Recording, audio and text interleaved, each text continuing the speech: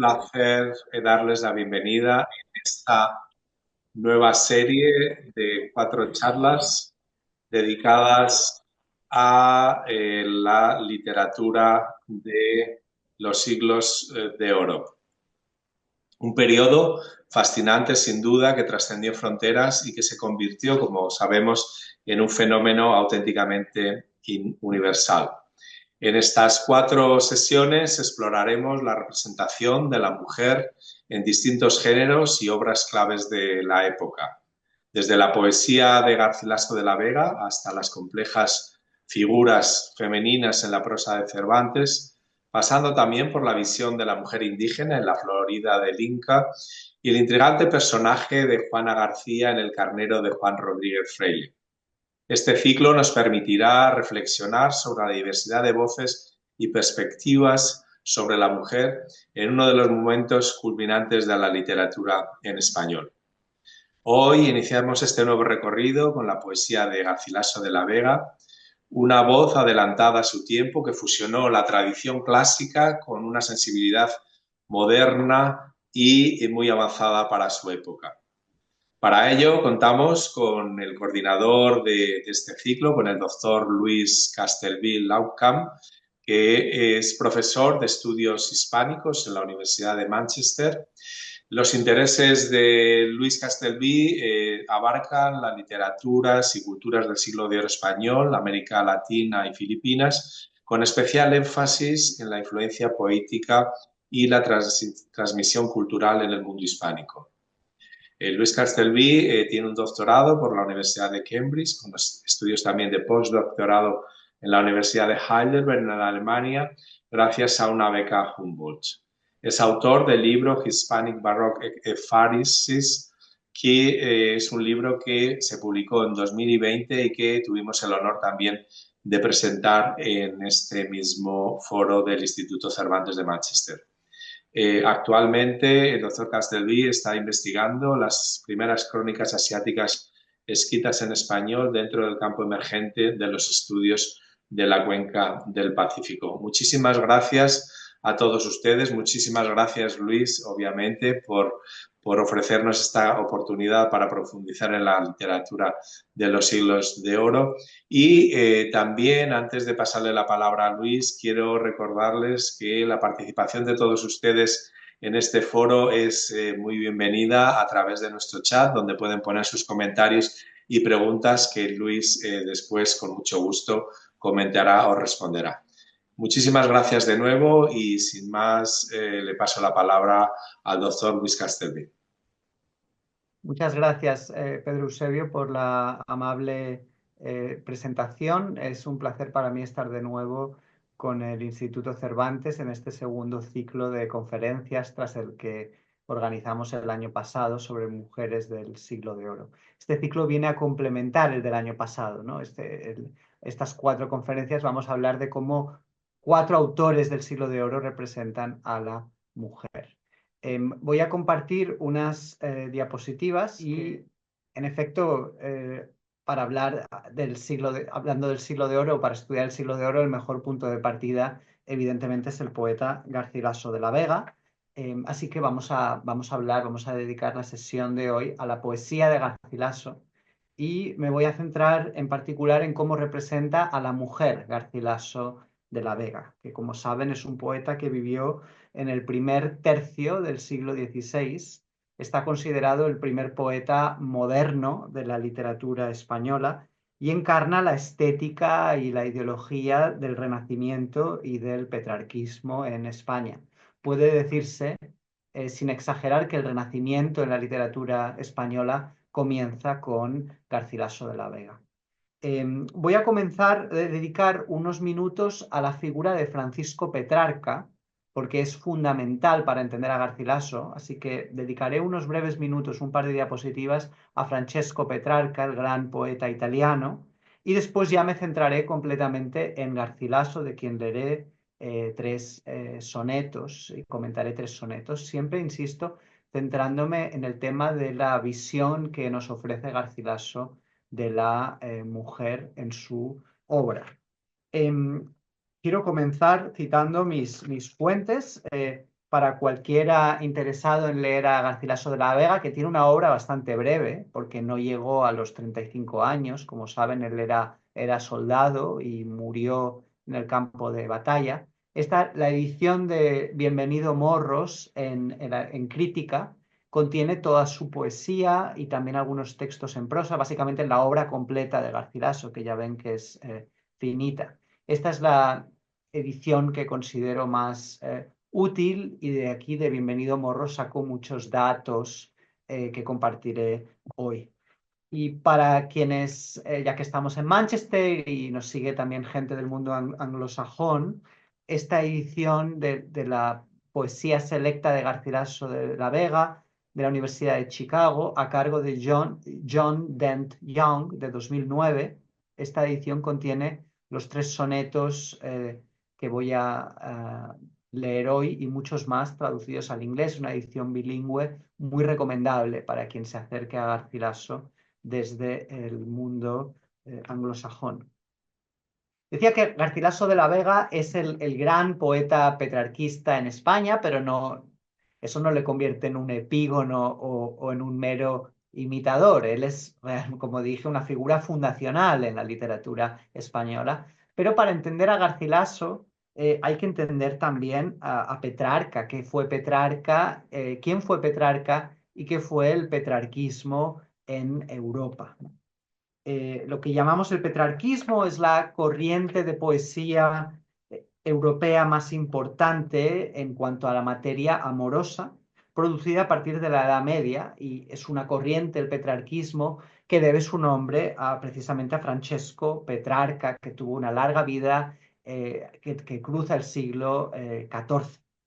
El Canzoniere de Petrarca es su obra más influyente, aunque tiene muchos otros textos maravillosos, pero el Canzoniere es esa gran colección de sonetos que cuenta una historia de amor, ¿no? La historia de amor del yo poético por un personaje femenino absolutamente sublimado, idealizado, que se llama Laura, ¿no? Que puede jugar incluso con la palabra aura, Laura en el sentido de áurea, de dorada, de ser un ser de luz, por así decir, ¿no? El canzoniere consta de 2 partes. La primera parte tiene una serie de poemas de amor, es el amor no correspondido. Y la segunda parte está escrita tras la muerte de Laura y son ya poemas de, digamos, elegíacos, ¿no? Que lamentan la muerte de la mujer amada. De esta forma, las 2 partes del canzoniere vienen a vertebrar lo que son las 2 grandes vetas de la poesía amorosa europea, el llorar, el lamentar el amor no correspondido, o el llorar la muerte, el duelo por el fallecimiento de la mujer amada. Esas son las 2 grandes ramas de la poesía amorosa. Raramente se escriben grandes poemas de amor consumado, de amor feliz. Normalmente la poesía amorosa es una poesía que se nutre de la infelicidad, del rechazo, del dolor, ¿no? Así que, por resumirlo mucho, la primera parte del canzoniere prima la melancolía, y en la segunda prima el duelo, el sufrimiento por la pérdida. Pero fue la primera parte la que tuvo un mayor impacto entre los seguidores de Petrarca, que fueron incontables a lo largo y ancho de Europa. Incluso en América, en la América virreinal, en la América hispana, consta que había, por ejemplo, petrarquismo peruano en el siglo de oro, ya en el siglo de oro. El canzoniere de Petrarca fue el gran modelo de la poesía amorosa, pero muchas veces se perdió de vista que era un libro con una unidad interna, ¿no? Porque muchos de los sonetos circulaban en antologías, ¿no? Y eso era un modelo que invitaba especialmente a las imitaciones, que invitaba a ser imitado. Como les decía, y esto es muy importante para entender a Garcilaso de la Vega, Petrarca representa a la mujer como una criatura inalcanzable, inmaterial. El amor hacia ella está en cierta manera espiritualizado, es un amor que nunca se consuma, y hay toda una filosofía detrás que se hizo muy popular y comercial, esta visión de la amada como lo que llaman en italiano Donna Angelicata, ¿no? La mujer amada como un ángel inalcanzable, cuya belleza sublimada conduce directamente a Dios, ¿no? Y por eso la poesía amorosa petrarquista invita a la reflexión moral e incluso a la reflexión religiosa, ¿no? Porque la mujer es como un ángel intocable. La idea de un amor feliz, de una posible consumación de ese amor, la idea de la unión de los amantes queda completamente desechada. No aparece en ningún poema petrarquista, ¿no? Así que hay, claro, ciertas tensiones, porque si solo representamos una faceta o algunas de las facetas del amor y las otras facetas más carnales, por así decir, quedan sin representar, pues evidentemente hay una tensión entre esa representación literaria y lo que es la realidad del amor. Petrarca es importante porque, gracias a su éxito, la poesía épica, la poesía sobre la guerra, que siempre había sido la más importante, queda en cierta manera desplazada por la poesía lírica, que es la poesía de los sentimientos, la poesía del yo, la poesía que al analizar el amor permite también un análisis de la subjetividad, una autoexploración. Y yo diría que hoy en el siglo XXI somos hijos o nietos de esa tradición, porque la gente que lee poesía hoy en día, sobre todo es la poesía contemporánea, sobre todo es más bien lírica, ¿no? La épica, la guerra, la hemos dejado, digamos, para otros, para el cine, para las series de televisión, pero ya no se produce tanta, o prácticamente no se produce poesía épica, al menos en las literaturas europeas contemporáneas. Por último, quiero decir que tiene una subjetividad tan moderna, la poesía de Petrarca, que invita mucho a ser leída de manera biográfica, ¿no? Y eso mismo sucede con Garcilaso de la Vega, que a menudo se le ha leído siempre en clave biográfica, buscando las mujeres reales detrás de las mujeres que describen sus poemas. Es una tendencia sobre la cual yo alertaría. Creo que hay que ir con cuidado porque estos poetas son muy hábiles y beben mucho de la imitación de modelos previos también, y no hay que tomar al pie de la letra todo lo que dicen, ni identificar necesariamente al yo poético con el Garcilaso real o con el Petrarca real, ¿no? Bien, dicho esto, quería, como dije, introducir a Petrarca brevemente y ahora ya vamos a centrarnos en Garcilaso, que es nuestro héroe de hoy, nuestro protagonista. Como dije, uno de los, es el poeta fundacional, el autor fundacional del Siglo de Oro en España, y no solo por su obra, sino también por su vida, ¿no? Él ejemplifica el modelo de poeta soldado que tan fructífero fue en el Siglo de Oro español, sobre todo en la época de expansión del imperio. Muchos autores posteriores a Garcilaso se nutren de esa imagen del escritor soldado, que es tanto hábil tanto con la espada como con la pluma, ¿no? Después de Garcilaso, pues vendrá Alonso de Ercilla, el autor de la Araucana, vendrá el propio Cervantes, vendrá el Inca Garcilaso, que es sobrino nieto de nuestro poeta de hoy. En fin, hay decenas de autores en la época que siguen ese modelo del escritor soldado, ¿no? Pero es que incluso ya alejándonos del siglo de oro, en la poesía del siglo XX o XXI, grandes poetas como Salinas, Cernuda, Neruda, Gil de Viedma o el propio Luis García Montero beben también de Garcilaso. Garcilaso de la Vega introdujo en España ya no solo toda la temática amorosa del canzoniere petrarquista, sino también las formas poéticas petrarquistas, ¿no?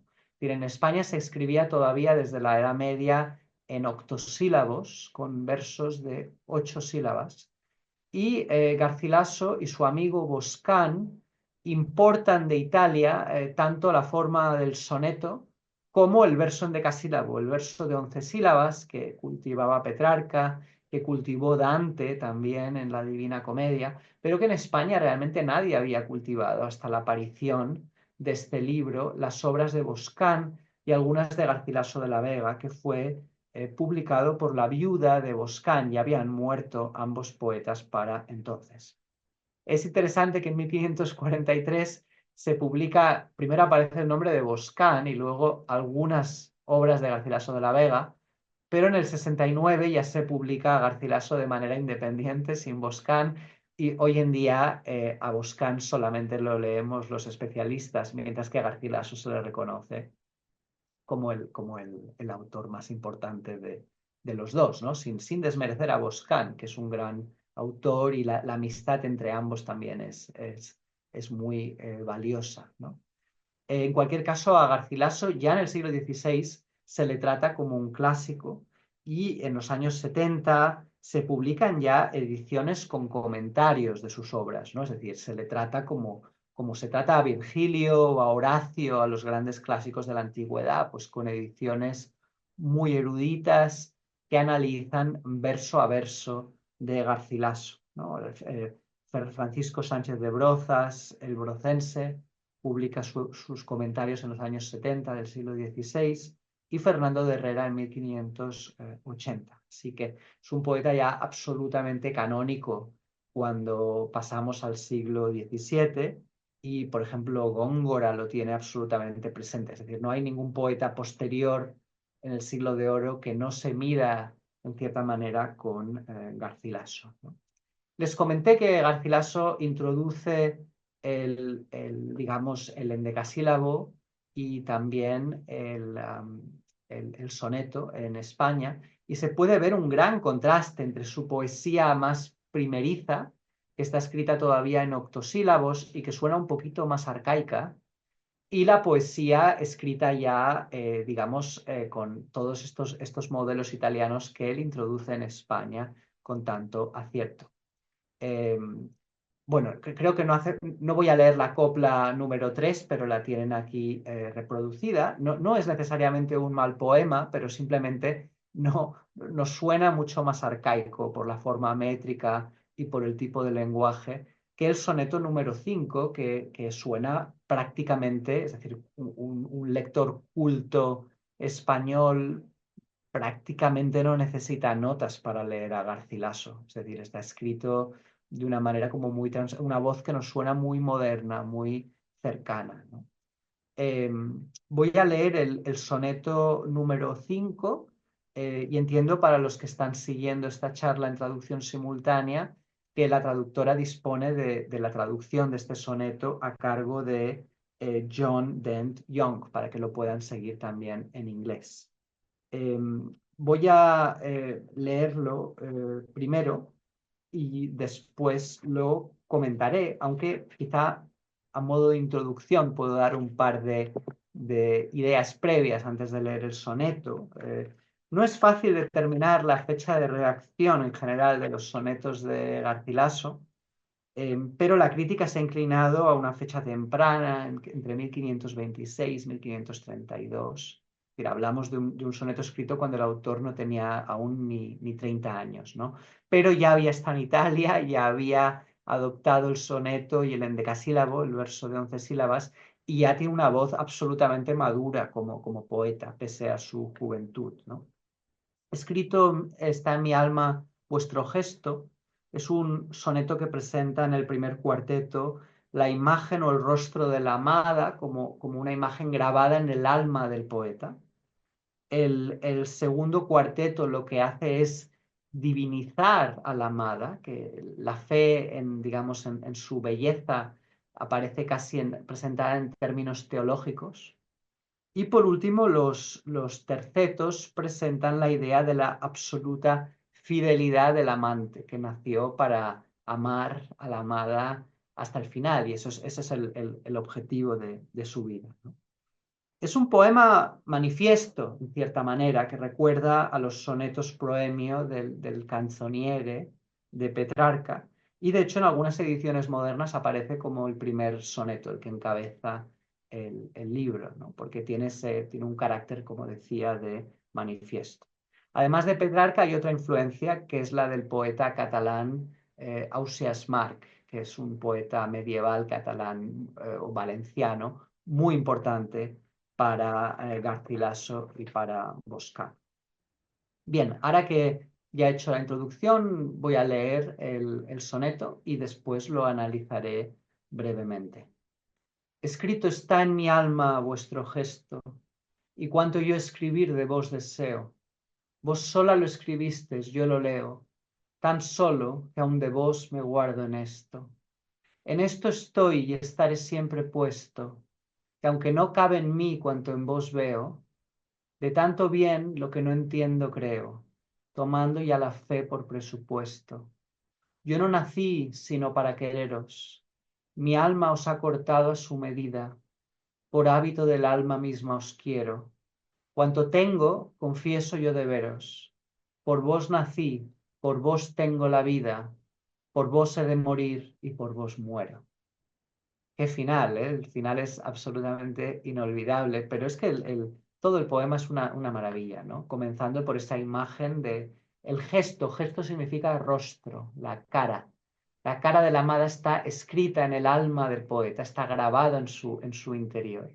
Y así no solo el rostro de la amada, sino todo cuanto quiere decir sobre ella, ¿no? Es ella quien lo ha escrito en el interior del poeta y él simplemente trata de leerlo, trata de descifrar en su interior, pero le da cierto reparo porque aunque no la vea al natural, la ve en la imagen grabada en su alma, arde con tanta fuerza ese amor que él se estremece como si la tuviera delante, ¿no? En esto estoy y estaré siempre puesto, significa que él siempre va a estar dedicado a cultivar ese amor por la amada.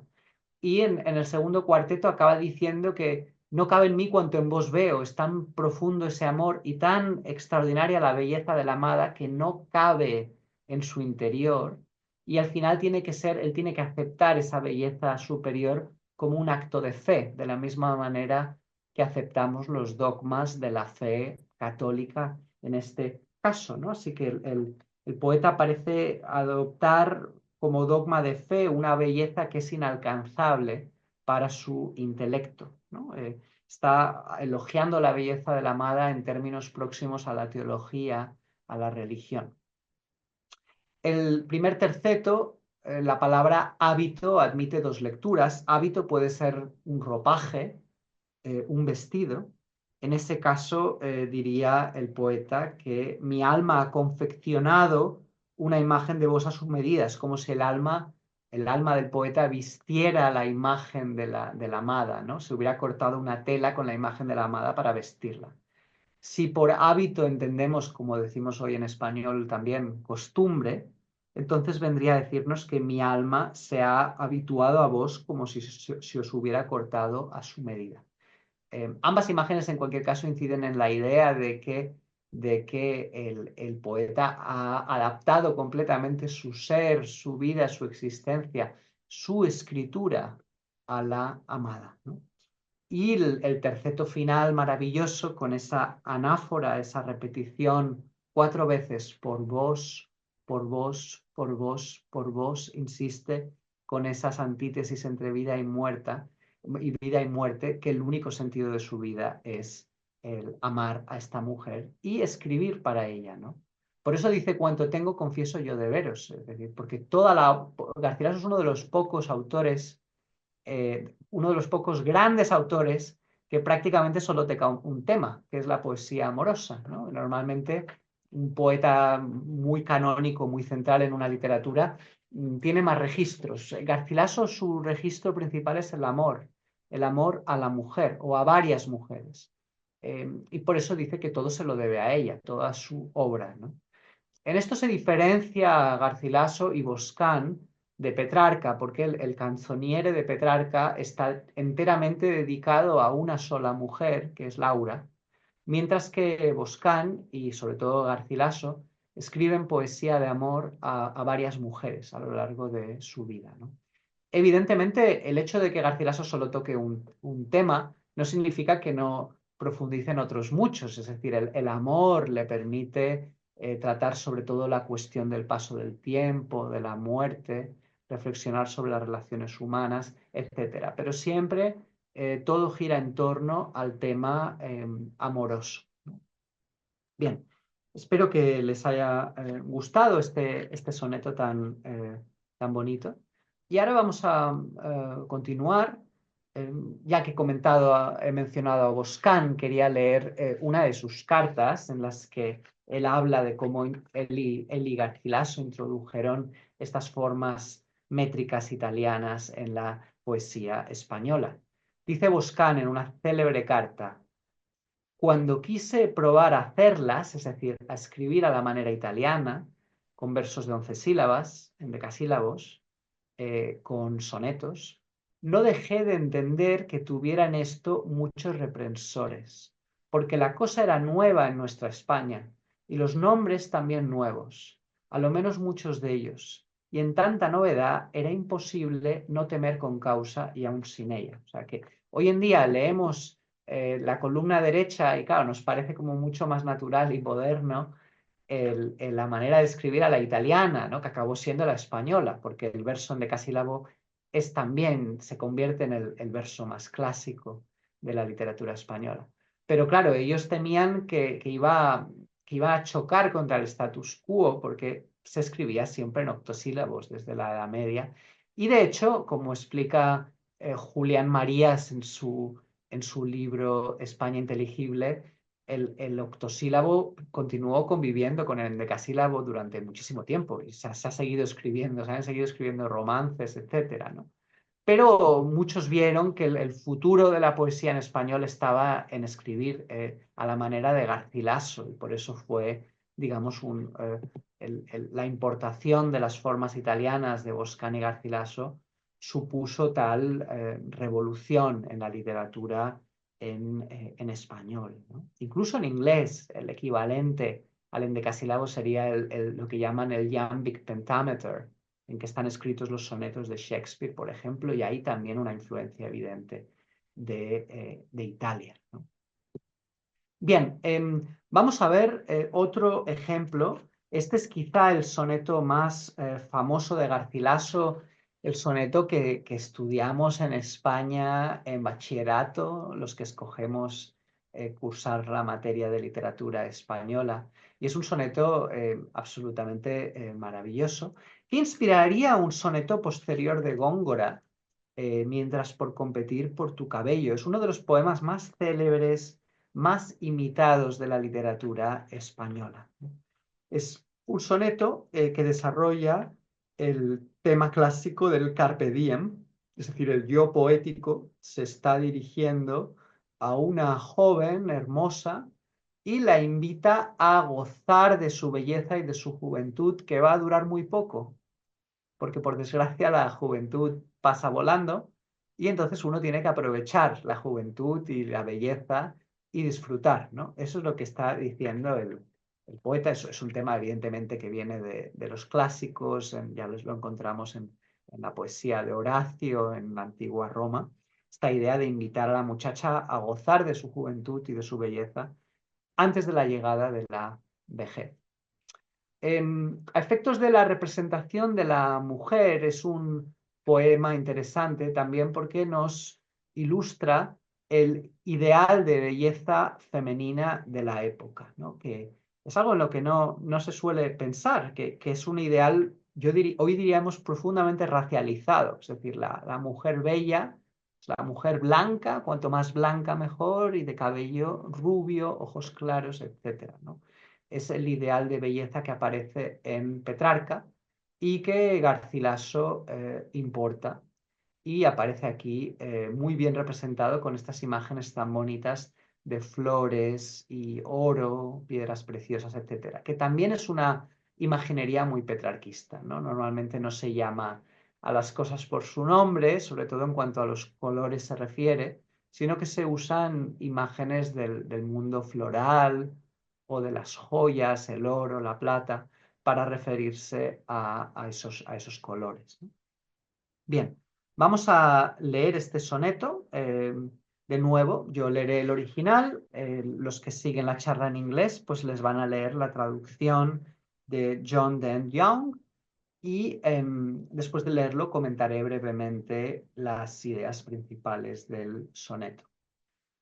En tanto que de rosa y azucena se muestra la color en vuestro gesto, y que vuestro mirar ardiente honesto enciende al corazón y lo refrena, y en tanto que el cabello en la vena del oro se escogió con vuelo presto, por el hermoso cuello blanco enhiesto, el viento mueve, esparce y desordena.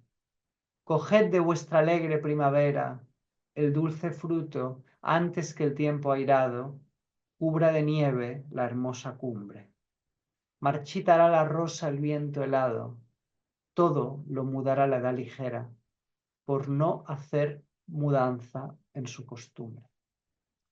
Bien, tenemos el juego de dos colores en el primer cuarteto, el color rojo representado por la rosa y el color blanco representado por la azucena, ¿no? Uno es el color del amor, de la pasión, el otro es el color de la castidad, de la contención, de la pureza. Entonces es el rostro, el color, son los colores rojo y blanco que se muestran en vuestro gesto. Gesto ya sabemos que es el rostro, la cara de la amada, y la color es el color, solo que era una palabra de género femenino en el siglo de oro. Así que el rostro de la amada ella es muy blanca, pero al mismo tiempo tiene las mejillas sonrosadas, por eso se muestra la color de la rosa y la azucena. Y su mirar es ardiente y honesto, es decir, es un mirar ardiente en el sentido de que provoca, levanta pasiones la mirada de esta mujer, porque es muy guapa, de esta joven, pero también es una mirada honesta, porque ella es casta, pura, ¿no? Esto, evidentemente, es el ideal de belleza de la época, va de la mano con un ideal muy estricto en cuanto al comportamiento sexual de la mujer, ¿no? La mujer tiene que ser intachable, impecable, intocable, ¿no? Y por eso enciende al corazón y lo refrena. Por un lado, es tan hermosa que el corazón se enciende, se calienta, pero por otro lado lo refrena porque el poeta sabe que es impensable tener cualquier tipo de aproximación física a esta mujer, ¿no? Dada su castidad y pureza.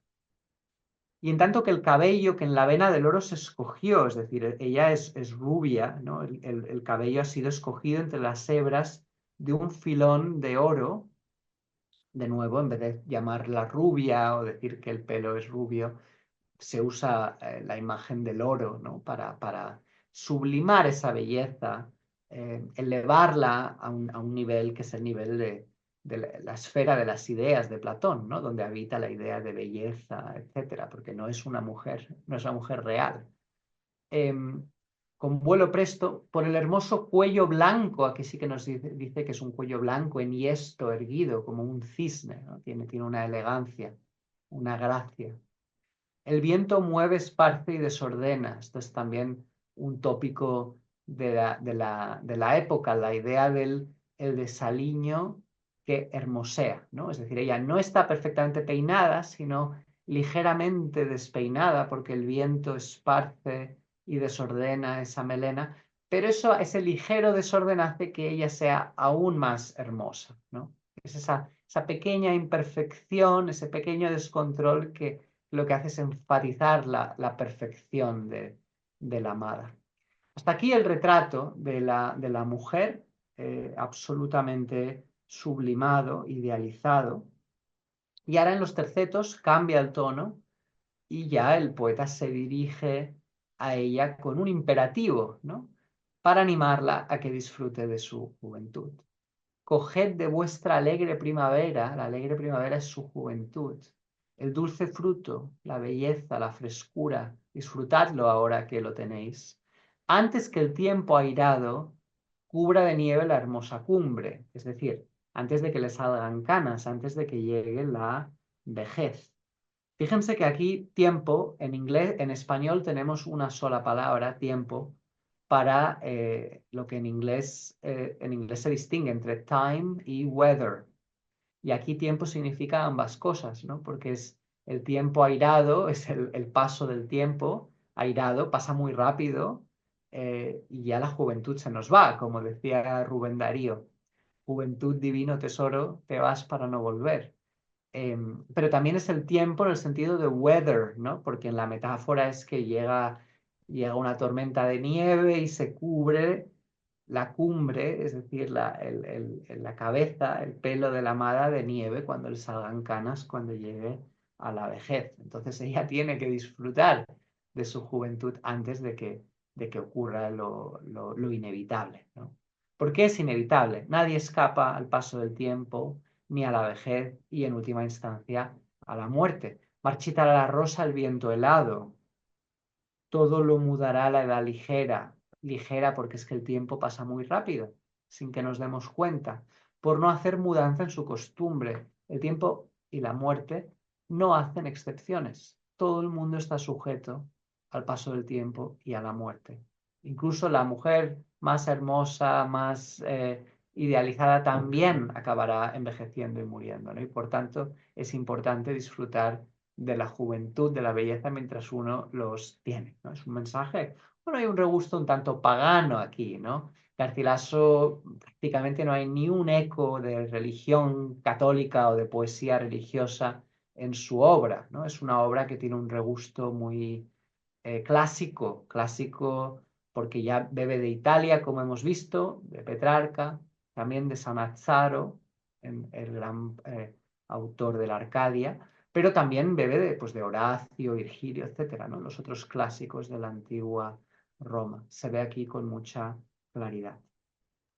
Bien, pues ya hemos leído el segundo soneto y ahora quería hacer intercalar otro pequeño paréntesis sobre Boscán, que, insisto, tan importante fue para Garcilaso, porque Boscán traduce este libro de Castiglione, El cortesano.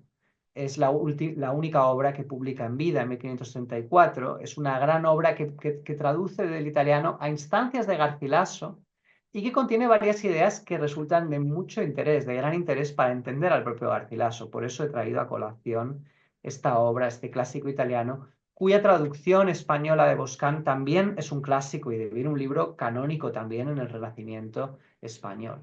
¿Por qué? Porque nos dice tres cosas que son interesantes para entender no solo la obra, sino también la vida o la forma en que Garcilaso se presenta a sí mismo frente a la posteridad, ¿no? Pero comenzaré por el tema de la motivación para escribir. Nos dice Castiglione en la traducción de Boscán: ejercítese en escribir en metro y en prosa, mayormente en nuestra lengua vulgar, porque de más de lo que él gustará de ello, él es el autor, tendrá en esto un buen pasatiempo para entre mujeres, las cuales ordinariamente huelgan, es decir, les gusta, disfrutan de semejantes cosas. A mí esta cita me gusta porque nos presenta una realidad cortesana en la que las mujeres forman parte del público lector o del público oyente que escucha cómo se recita poesía, ¿no? Y Castiglione está ofreciendo, digamos, modelos de comportamiento para el perfecto cortesano y nos dice que tiene que escribir poesía y prosa, pero sobre todo en lengua vulgar, es decir, no en latín, sino en italiano, en el caso de Castiglione, o en español, en el caso de Boscán y Garcilaso. Que esto, porque gustará a las mujeres les gusta la poesía en lengua vulgar, en italiano, en español, la disfrutan, forman parte del mundo de la cultura, del público, y hay que escribir para ellas también, ¿no? Y esto está diciendo Castiglione. Me gusta porque es algo que a menudo no pensamos en el Renacimiento europeo como una cultura como muy masculinista, si me permiten el neologismo, pero aquí vemos también que los autores están teniendo en cuenta a las mujeres como público lector. Y es algo que aparece ya en la Edad Media, en contra de lo que uno pueda pensar. Giovanni Boccaccio, en su Decamerón, el prólogo lo dedica a las mujeres. Dice, este es un libro escrito para mujeres, ¿no? Son ideas que circulan en Italia, de las que se empapan los autores españoles que pasan allí un tiempo, largas estancias, sobre todo en Nápoles, y que después importan a España, ¿no? En segundo lugar, y esta es una idea más que tiene que ver más con el estilo, la idea de la sprezzatura es crucial para la estética del Renacimiento, y eso es una idea que aparece muy bien resumida en Castiglione, que Boscán traduce así. usando en toda cosa un cierto desprecio, descuido, con el cual se encubra el arte y se muestre que todo lo que se hace y se dice se viene hecho de suyo sin fatiga y casi sin haberlo pensado. Es esto, en inglés yo diría studied carelessness, ¿no? Uno tiene que escribir de manera, puede dedicarle las horas que uno quiera, pero el resultado final tiene que parecer fácil. Lo difícil tiene que parecer fácil, porque es evidente que escribir un soneto así no es nada fácil, pero tiene que parecerlo, ¿no? Tiene que parecer una poesía transparente, ágil, que se pueda leer en voz alta, que pueda utilizarse como parte del cortejo de una mujer, por ejemplo. No tiene que ser una poesía erudita que uno tenga que leer con notas a pie de página, con diccionarios. Tiene que ser una poesía transparente, ¿no? Y esto es una idea que hizo mucha fortuna. Garcilaso escribe así, pero es que incluso el gran poema épico del Renacimiento español, que es la Araucana de Alonso de Ercilla, está escrito con ese mismo ideal de la sprezzatura en mente. Y por último, la idea de las armas y las letras. Ya hemos hablado del ideal femenino de la poesía del Renacimiento español, pero hay un ideal de masculinidad también muy claro, que es la del el perfecto cortesano tiene que poder manejar la pluma y la espada. A nadie conviene más la doctrina que a un caballero que ande en cosas de guerra, y por eso estas dos calidades, asidas y ayudadas la una con la otra, quiero que se hallen en nuestro cortesano. El siglo XX esta idea resurge con la idea del intelectual comprometido, ¿no? La idea de que un escritor no solo tiene que dedicarse a producir una obra, sino también a firmar manifiestos, tomar posiciones públicas, escribir columnas de opinión, etc. Es una idea que todavía aún colea, ¿no? en nuestro mundo, pero que en el Renacimiento se articula más en términos de ser lo que hoy diríamos un intelectual por un lado, pero por otro lado también un hombre de acción, ¿no? Alguien que puede luchar.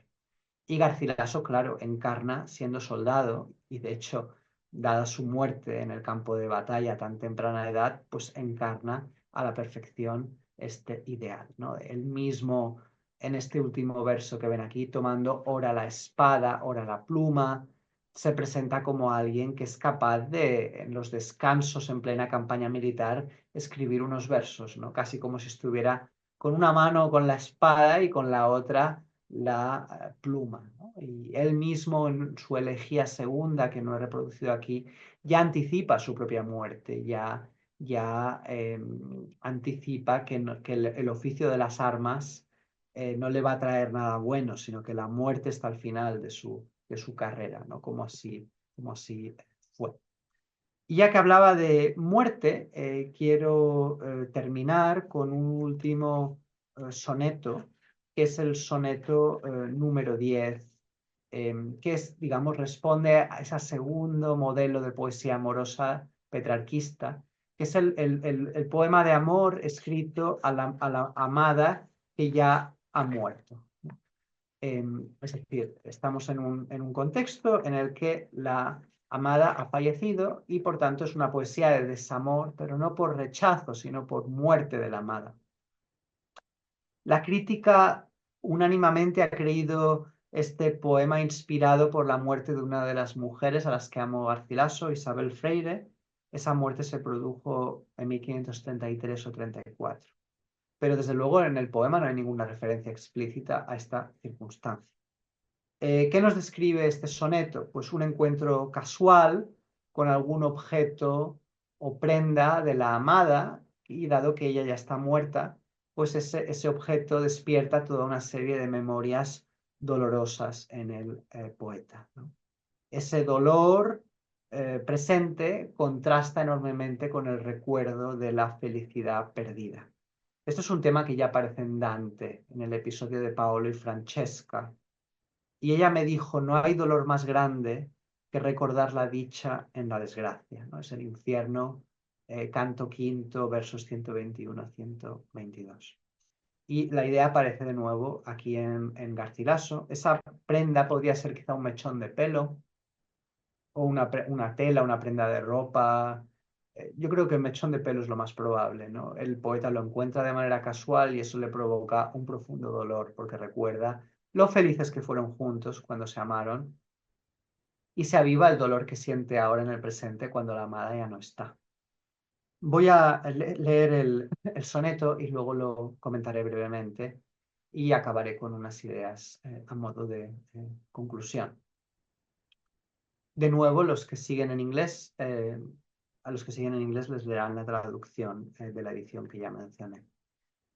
Oh dulces prendas por mi mal halladas, dulces y alegres cuando Dios quería, juntas estáis en la memoria mía y con ella en mi muerte conjuradas.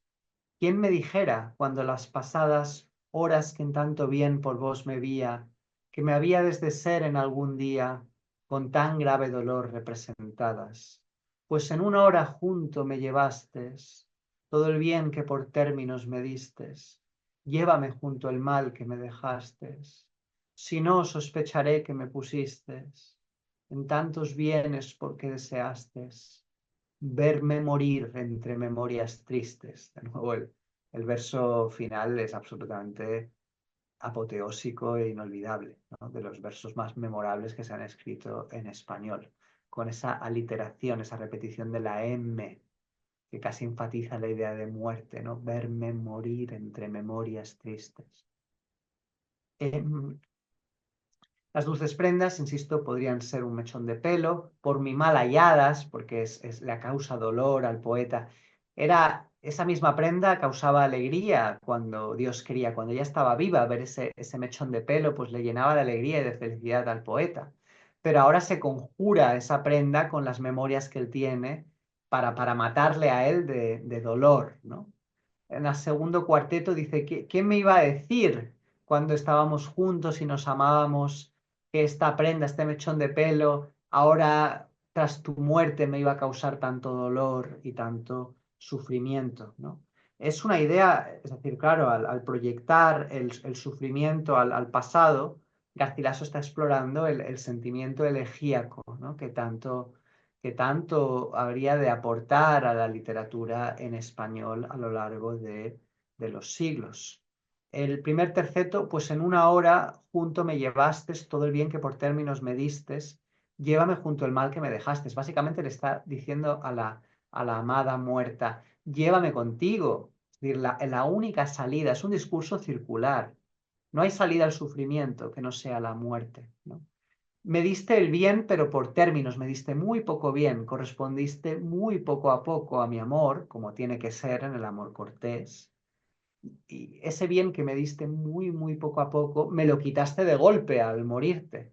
Es un discurso un tanto egoístilla también, porque le está reprochando a la amada que se haya muerto, ¿no? Porque esa muerte le ha causado a él un sufrimiento insoportable. Y le dice al final, si no me llevas contigo, si no me muero, si sigo vivo, sospecharé que me diste ese bien en vida porque deseaste verme morir entre memorias tristes, ¿no? Es decir, que como si hubiera sido un plan tortuoso y maléfico de la amada que se ha muerto a propósito para dejarle a él torturado, rodeado de esas memorias tristes que son casi como seres tangibles, ¿no? Tal como él los describe, rodeándole mientras él agoniza de sufrimiento, pero incapaz de morir porque sigue vivo. En fin, es un gran poema que creo yo ilustra muy bien ese tono, digamos, ese discurso circular, un poco neurótico de cierta poesía amorosa que no encuentra salida, ¿no? No hay, es como un trauma del que no se puede salir más que muriendo. En definitiva, es habitual referirse a la poesía de Garcilaso como profunda, pero limitada en su temática, casi exclusivamente amorosa. Pero no todo en él son lamentos ante el rechazo, la ausencia o la muerte de la amada, aunque estos abundan.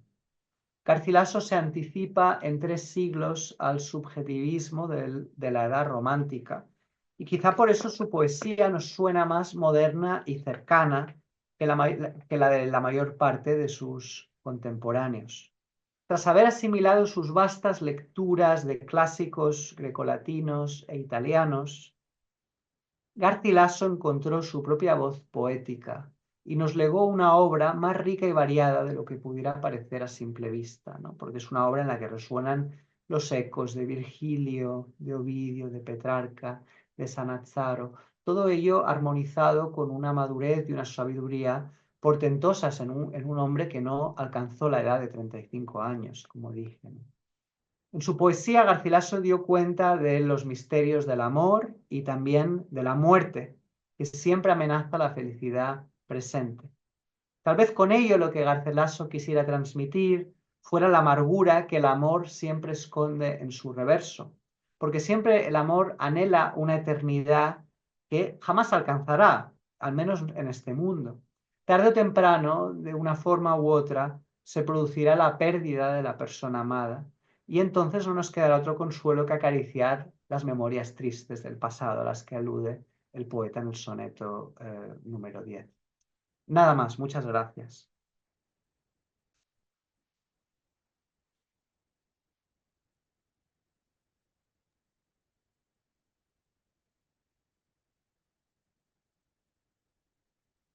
Muchísimas gracias, Luis.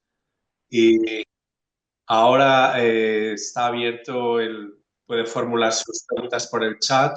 Y si hay alguien que desee preguntar directamente a Luis abriendo cámara y micrófono, también puede hacerlo sabiendo que esta sesión está grabada.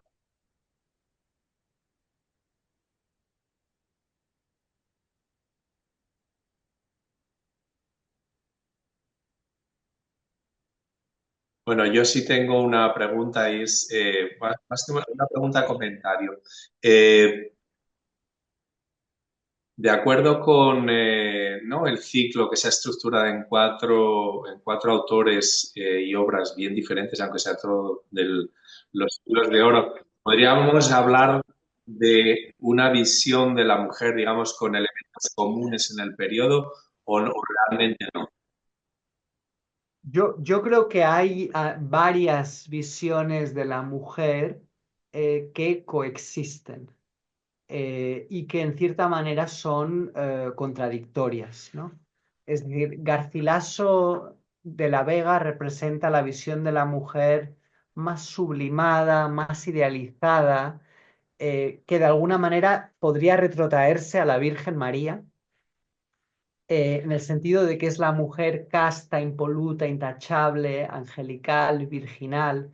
Y este es un modelo femenino muy potente en toda la literatura del Siglo de Oro. Cuando estudiemos al descendiente de Garcilaso de la Vega, el gran Inca Garcilaso, veremos que su representación de la mujer indígena bebe mucho de este modelo garcilasiano, ¿no? Desde luego en la poesía es el modelo dominante, pero es que incluso en prosa, en un cronista como el Inca Garcilaso, encontramos este modelo también. Pero claro, luego hay toda otra tradición de abolengo medieval que se remonta pues, a los teólogos que abominan de Eva, y es la tradición de ver a la mujer como tentación, como agente de pecado, etcétera, ¿no? Y es la visión que está en las antípodas de la que hemos visto hoy con Garcilaso, y esa visión coexiste, son absolutamente contemporáneas, y en el caso es la visión que bebe de la tradición misógina, que también es muy antigua y tiene abolengo medieval en la península, con libros como el Corbacho, por ejemplo, y que en el caso de la literatura en español encontramos en la Celestina, sobre todo al principio, en el primer acto que no escribió Fernando de Rojas, y en el contexto virreinal o colonial, el autor que estudiaremos, Juan Rodríguez Freile, en su obra El Carnero, bebe mucho de esa tradición misógina, ¿no? Y que está en las antípodas de lo que hemos visto hoy.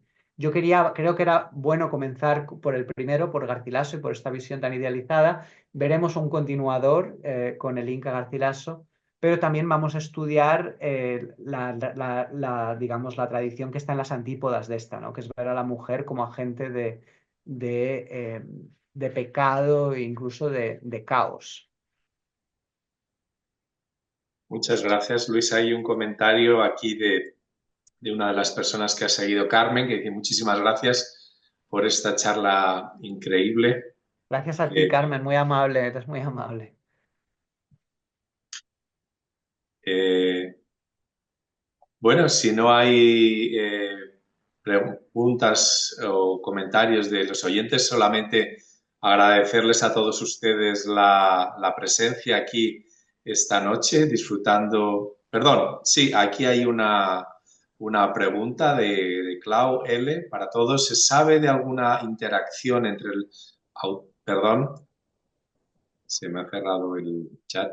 ¿Se sabe de alguna interacción entre autores y autoras del siglo de oro? ¿Hay alguna convergencia entre temas explorados en su escritura? Sí, claro que sí. Voy a dar dos ejemplos, uno de España y uno de América. En el caso de la península ibérica, hay un tema muy rico en el teatro, que es el tema del travestismo, ¿no? Del crossdressing, sobre todo mujeres que se disfrazan de hombres en escena para alcanzar un objetivo, pues que como mujeres no podrían, ¿no? Pero que vistiéndose de hombres sí. Este es un tema que aparece en, digamos, donde está quizá mejor representado, es en una obra de teatro divertidísima de Tirso de Molina que se llama Don Gil de las Calzas Verdes. Y es un tema que después retoma Ana Caro, que es la gran dramaturga del siglo XVII español, en su obra Valor, Agravio y Mujer, ¿no? O sea que tenemos un tema, el travestismo, crossdressing, la mujer vestida de hombre, que lo trata primero un hombre, Tirso de Molina, y después lo adapta para sus propios fines una mujer, Ana Caro. Esto en cuanto a ejemplo de influencia literaria, de intertextualidad. En cuanto a ejemplo de relación personal, en América puedo citar Sor Juana Inés de la Cruz, la gran poeta novohispana. Uno de sus mejores amigos es el gran intelectual, poeta, profesor, matemático, Carlos de Sigüenza y Góngora. Y es algo que en la película sobre Sor Juana y en la serie sobre Sor Juana siempre aparece, hay un personaje secundario que es Carlos de Sigüenza y Góngora. Ellos eran grandes amigos. Sor Juana era monja de clausura, no podía salir del convento, pero Carlos de Sigüenza y Góngora la iba a visitar y tenían grandes conversaciones, se intercambiaban libros, etcétera. O sea que ahí tienen otro ejemplo de un poeta y una poeta que mantienen una relación de amistad y que se influyen mutuamente. Muy bien, muchas gracias. No sé si hay algún comentario. Hay una pregunta más. Sí, un momento, por favor. Ahora se me ha ido a mí la pantalla. Si quieres, si no, a ver, porque me ha fallado a mí esto ahora. Perdón. Sí, vamos a ver. Efectivamente, aquí Carmen dice, mencionaste el uso de la literación en este último poema. Tenía entendido que solo se considera como literación si sucede al principio de una palabra. ¿Lo podrías aclarar o clarificar? Sí, no tiene por qué ser al principio de la palabra, es decir, por aliteración entendemos el recurso que consiste en repetir un mismo fonema, un mismo sonido, varias veces en un mismo verso para producir un determinado efecto estético, ¿no? Puede ser tanto una vocal como una consonante, como una combinación, y no tiene por qué estar al principio de la palabra, ¿no? Aquí tenemos la letra M que aparece en cuatro ocasiones en este verso, verme morir entre memorias tristes, y produce ese efecto sonoro que de alguna manera está como reforzando la idea de la muerte empieza por M, ¿no? Y verme morir entre memorias tristes es una literación que juega precisamente con ese sonido y con el sentido de la muerte en el contexto de estar rodeado como un muerto en vida por esas memorias de un tiempo feliz pasado, pero que ya no existe, ¿no? Y que por tanto se han convertido en memorias tristes. Eh, gracias por la pregunta. Muy bien, gracias Carmen también por tu pregunta. Eh, Entonces, si no hay más comentarios o preguntas, agradecer de nuevo, Luis, por esta excelente presentación de Garcilaso de la Vega, por ilustrarnos con su visión de la mujer en su poesía. Y a todos ustedes por su asistencia y informarles también que el próximo evento de la serie será el día 10 de junio y ahí estaremos presentando la visión femenina en la prosa de Cervantes. Así que muchísimas gracias a todos ustedes y muy buenas noches. Gracias a todos. Buenas noches.